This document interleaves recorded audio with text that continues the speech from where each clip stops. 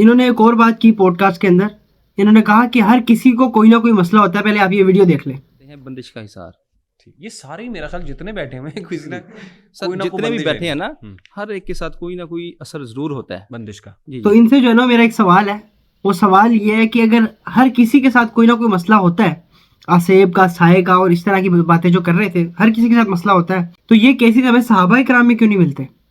ہم نے تو نہیں دیکھا کہ وہاں جو ہے نا وہ عامل پیدا ہو رہے ہوں کہ جو ان چیزوں کا علاج کریں. تو ان سے تو ہمیں ایسا کچھ نہیں ملتا کہ کستوری آپ لے کے آئیں اس کو جلائیں گے ایسا کوئی علاج ہوگا. تو اس سے پتہ چلتا ہے کہ یہ جو کہتے ہیں نا کہ آصیب، سایہ یا ہر دوسرے بندے میں ہوتا ہے، تو یہ بھی فراڈ ہے، جھوٹ ہے. یہ آپ کے منجن بیچنے کا ایک طریقہ ہوتا ہے. دیکھو اگر آپ نے اپنی کوئی دوائی بیچنی ہے نا تو وہ وہیں پہ بکے گی جہاں پہ کوئی بیمار ہوگا، اور اگر بیمار کوئی نہیں ہوگا آپ کے علاقے میں تو پھر آپ کو سب کو بیمار کر کے دوائی بیچنی پڑے گی. فراڈیا لوگ جیسے ہی کرتے ہیں کہ آپ بھی بیمار ہیں، آپ میں یہ مسئلہ ہے، آپ میں یہ مسئلہ ہے.